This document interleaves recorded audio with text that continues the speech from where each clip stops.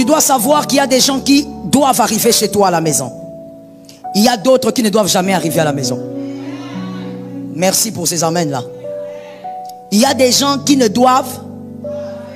Non, toi tu as dit pas, maman, tu ne m'as pas écouté alors. Il y a des gens qui ne doivent...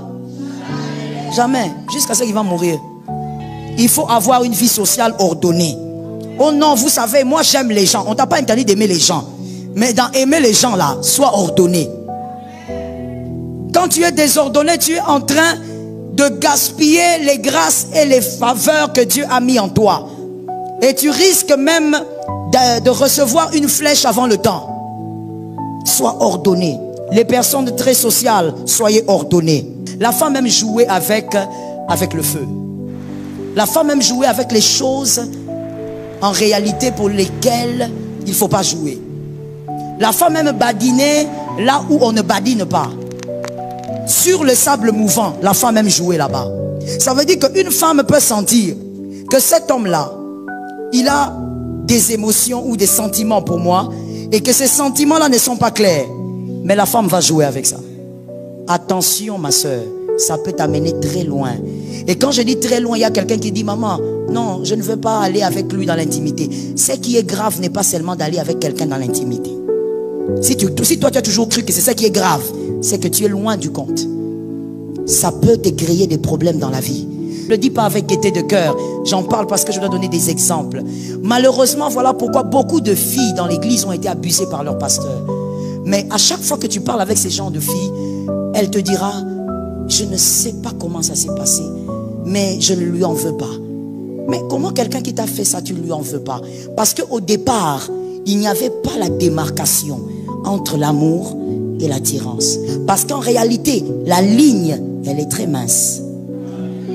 Parce qu'à chaque fois, retiens pour la vie, à chaque fois que tu dis j'aime, tu deviens faible. À chaque fois que tu sors le mot je t'aime, face à n'importe quoi, tu deviens faible. Et donc le mal arrive sans que toi tu le voies. J'ai parlé dernièrement avec une soeur qui me disait, je ne me suis pas rendu compte que mon pasteur allait coucher avec moi. Il dit, comment tu t'es pas rendu compte? Non, je n'ai pas compris comment c'est arrivé. Le problème c'est quoi? Elle a confondu l'attirance et l'amour. Elle était dans l'attirance, mais elle pensait que c'était l'amour pour son papa. Quand on n'est pas discipliné, on ne va pas stabiliser ça. Voilà pourquoi il faut être discipliné. Et quand je parle, je t'interdis de penser que je ne m'adresse pas à toi. Parce que c'est quelque chose qui arrive à tout humain. C'est que toi tu vas croire que c'est l'amour là, c'est pas l'amour. Vous êtes attiré physiquement. C'est pas l'amour. Non mais moi j'aime quand il parle. Oui, oui. Tu es attiré, mais ce n'est pas de l'amour. Et quand ce n'est pas de l'amour, cette attirance va finir par s'éteindre. Au fur et à mesure les années passent, cette attirance va commencer, surtout si vous êtes dans une relation ambiguë, sale, s'éteindre. Parce que ce n'est rien de solide. Mais la discipline dans les interdits te permet de veiller sur les bornes. Si tu n'as pas de discipline sentimentale et émotionnelle, tu vas tout confondre dans la vie. Et tu auras des problèmes avec des gens, des problèmes que tu pouvais éviter. Il y a des gens que tu risques de perdre parce que tu as confondu ces choses-là. Mais quand on vit dans la discipline selon les respects des interdits, on développe au fait une stabilité émotionnelle. On comprend que dans la vie, il y a plusieurs amours. Que quelqu'un me dise, il y a plusieurs amours. La parole de Dieu est puissante, elle libère, elle délivre. Et sur cette chaîne, nous partageons cette parole qui nous vient de Dieu, une parole de Dieu et présentée par ses serviteurs, ses servantes qu'il a choisis. Vous êtes sur cette chaîne pour découvrir les merveilles de Dieu, pour trouver des solutions à tous vos problèmes. Merci de nous suivre à chaque fois que nous postons nos vidéos. Merci de s'abonner, de liker et de partager surtout la vidéo. À très bientôt. Écoutez Léonel, dans la vie, il y a des gens que vous allez rencontrer pour les aimer avec beaucoup d'estime. C'est-à-dire ces personnes, c'est un amour mais rempli d'estime. Ça se limite à l'estime. Vous estimez tellement ce qu'ils sont, ce qu'ils font. Mais il y a d'autres personnes que vous allez rencontrer, vous allez avoir une appréciation qui va au-delà de l'estime. Tout ça là, ce sont les amours. Mais en plusieurs formes. Pourquoi malheureusement certains foyers ont été brisés? Parce qu'on a été incapable de comprendre cet aspect. La stabilité émotionnelle et sentimentale. La différence entre l'attirance et l'amour. Il y a des pasteurs malheureusement qui sont allés avec leurs fidèles. Pourquoi? Parce qu'ils ont confondu l'attirance et l'amour.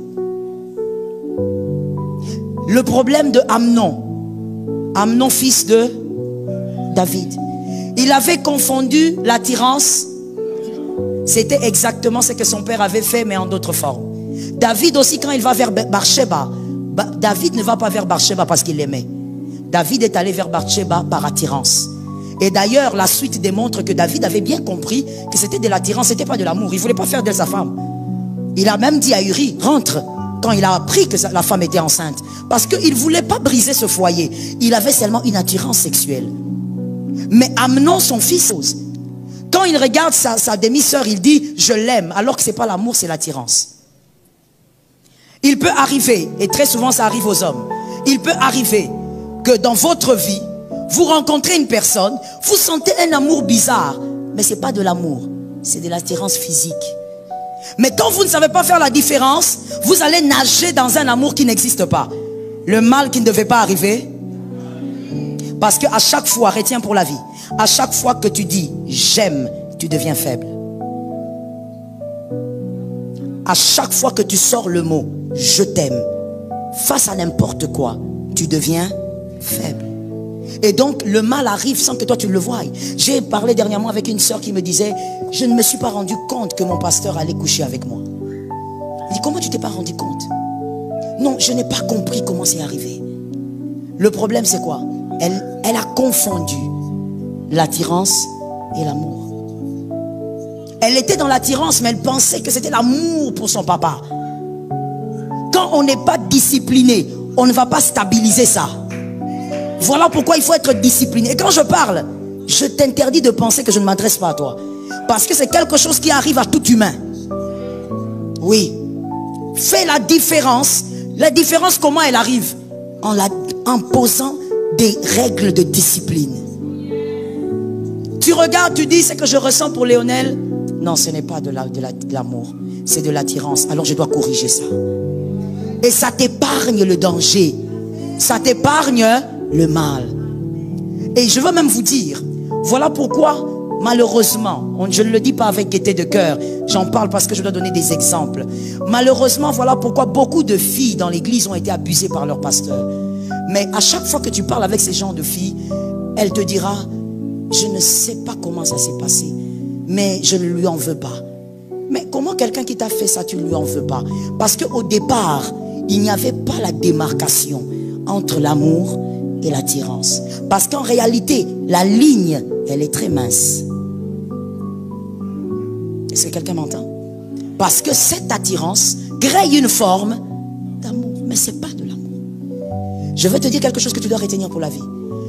Là où il y a de l'amour, et ne soyez pas dérangés, hein, parce que je cite tout le temps son nom, c'est parce qu'il est devant moi. Là où il y a tout le temps de l'amour, monsieur Léonel, s'il n'y a plus d'attirance, on peut faire renaître l'attirance. Mais là où il y a l'attirance sans amour, il est difficile que l'amour naisse. C'est que toi tu vas croire que c'est l'amour, là, c'est pas l'amour. Vous êtes attiré physiquement, c'est pas l'amour. Non, mais moi j'aime quand il parle. Oui, oui, tu es attiré, mais ce n'est pas de l'amour. Et quand ce n'est pas de l'amour, cette attirance va finir par s'éteindre. Au fur et à mesure les années passent, cette attirance va commencer, surtout si vous êtes dans une relation ambiguë, sale, s'éteindre. Parce que ce n'est rien de solide. Mais la discipline dans les interdits te permet de veiller sur les bornes. Est-ce que quelqu'un m'entend? Je veux que les femmes me donnent un amen. Généralement, la femme, et de toutes les manières, il n'y a rien de nouveau. Elle a commencé avec ça depuis les jardins d'Éden. La femme même jouait avec le feu. La femme même jouait avec les choses en réalité pour lesquelles il ne faut pas jouer. La femme même badinait là où on ne badine pas. Sur le sable mouvant, la femme même jouait là-bas. Ça veut dire qu'une femme peut sentir que cet homme-là, il a des émotions ou des sentiments pour moi et que ces sentiments-là ne sont pas clairs. Mais la femme va jouer avec ça. Attention ma soeur, ça peut t'amener très loin. Et quand je dis très loin, il y a quelqu'un qui dit, maman, non, je ne veux pas aller avec lui dans l'intimité. Ce qui est grave n'est pas seulement d'aller avec quelqu'un dans l'intimité. Si toi tu as toujours cru que c'est ça qui est grave, c'est que tu es loin du compte. Ça peut te créer des problèmes dans la vie. Lorsque tu sens que quelqu'un n'a pas des émotions stables et que toi-même tu n'as pas des émotions, sois loin. Je discutais dernièrement avec mon mari sur certaines émotions psychologiques et voici ce que nous avons compris. Que mon frère, tu dois connaître de quelle maladie tu souffres. De quelle maladie émotionnelle tu souffres. Est-ce que tu désires, est-ce que tu as un problème par exemple d'affection? Est-ce que tu as grandi avec l'affection de ton papa? Si tu n'as pas grandi avec, c'est que tu as un problème d'affection. Alors tu dois maintenant savoir que tes gens des maladies là, tu dois éviter de te rapprocher trop près d'un homme qui t'aime beaucoup. Quand tu te rapproches trop d'un homme qui t'aime beaucoup, qui n'est pas ton mari, tu es en train de t'exposer. Parce que tu as déjà un manque. Et donc quand tu seras en train d'aller au-delà de la ligne, tu ne vas même pas réaliser que tu es au-delà de la ligne. Parce que tu confonds attraction et amour. Tu as besoin de l'affection de maman. Tu n'as pas connu ta maman. Ta maman peut-être ne t'a pas assez aimé. Alors attention, tu dois connaître ta maladie. Ne t'approche pas trop d'une personne aussi qui est malade. Sinon vous allez être à deux et vous allez faire des repentances du genre, Seigneur, on ne sait pas comment on est arrivé ici. Seigneur, toi-même tu sais. Il sait quoi? Il sait pas. Il faut donc vivre dans la discipline pour créer un ordre dans toutes ces choses. Est-ce que quelqu'un m'entend bien? Et tu dois aussi être discipliné au niveau de tes émotions. Les émotions viennent, partent. Donc tu dois savoir comment les gérer. Lorsque tu es trop triste, apprends comment gérer parce que ça va passer. Lorsque tu es très fâché, sache comment gérer parce que ça va passer, tu vas redescendre. Lorsque, je ne sais pas, tu es peut-être trop déçu, apprends aussi à gérer parce qu'en réalité ça va passer. Que l'Éternel t'aide. Je finis par la discipline sociale. Aimer tout le monde est un bonheur. Qui a dit Amen? Aimer tout le monde est un bonheur. Vivre avec tout le monde est une imprudence. Aimer tout le monde est un bonheur qu'il faut absolument expérimenter. Vous savez, ça fait du bien, je pense. Ça fait du bien d'être dans son coin et de savoir que tu n'as de problème avec personne. En tout cas, à ton niveau. Les gens auront toujours des problèmes avec toi, mais tu es dans ta chambre, tu te dis, donc comme moi je suis là, il n'y a pas quelqu'un que je peux bloquer. Ça fait du bien. Ça soulage, ça te rend un peu léger. Au lieu d'avoir dans ton téléphone 10 personnes que tu as déjà bloquées. Et tu es sur le point de bloquer le 11e. Ça veut dire que tu as trop de problèmes. Mais ça fait du bien que de vivre en paix avec tout le monde. Aimer tout le monde est un bonheur. Vivre avec tout le monde, c'est une imprudence. Attention. Avoir une vie sociale ordonnée, c'est important. Il faut avoir une vie sociale ordonnée. Oh non, vous savez, moi j'aime les gens. On t'a pas interdit d'aimer les gens. Mais dans aimer les gens là, sois ordonné. Quand tu es désordonné, tu es en train de gaspiller les grâces et les faveurs que Dieu a mis en toi. Et tu risques même de recevoir une flèche avant le temps. Sois ordonné.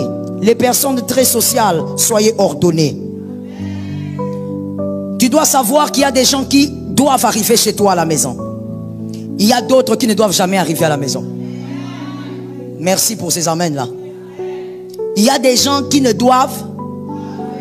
Non, toi tu as dit pas, maman, tu ne m'as pas écouté alors. Il y a des gens qui ne doivent... Jamais. Jusqu'à ce qu'il va mourir. Avec lui, vous voyez seulement à l'église. Bonjour mon frère, vous allez bien? Merci. Toute la vie. Avec lui, vous voyez seulement dans les réunions des familles. Bonjour maman, ça va? Oui, ça va mon fils. Alléluia. Oh non, je voulais venir prendre les sacs derrière la maison. Maman, ne t'en fais pas, je vais t'envoyer les taxis. Il y a des gens avec qui il faut vivre comme ça, qui n'arrivent pas à la maison. D'autres arrivent à la maison. D'autres, on se limite au travail. Tu es collègue de travail. Vous savez surtout, je parle à quelqu'un. Un homme peut me donner un amen. Vous savez, surtout les gens, je parle aux hommes. Surtout ces amis-là, ces collègues-là, qui, quand ils arrivent chez toi, ils commencent seulement à parler à ta femme. Frère, tu es arrivé à la maison. Pourquoi tu causes seulement beaucoup avec ma femme? Mais ça m'étonne, il y a des hommes, en fait, ça vous dérange pas, vous êtes gentils, hein? Que Dieu vous bénisse les gentils maris. Il arrive chez toi. Il est comme le serpent. La femme est là, l'homme est là, Adam est là, mais le serpent ne parle pas à Adam. N'est-ce pas qu'on a dit qu'il était à côté? Mais il est seulement là en train de... Tu vois un collègue de service. Ah, mon frère, je viendrai chez toi ce soir en tout cas, qu'on regarde un peu le match. Toi aussi, ah oui, il faut venir. Mais quand il vient, il ne regarde pas le match. Il est seulement... Le match se trouve là-bas. Ta femme est dans la cuisine, lui il est à la porte de la cuisine. Ah, c'est vrai. Le match se passe là-bas, toi tu ris avec la femme dans la cuisine.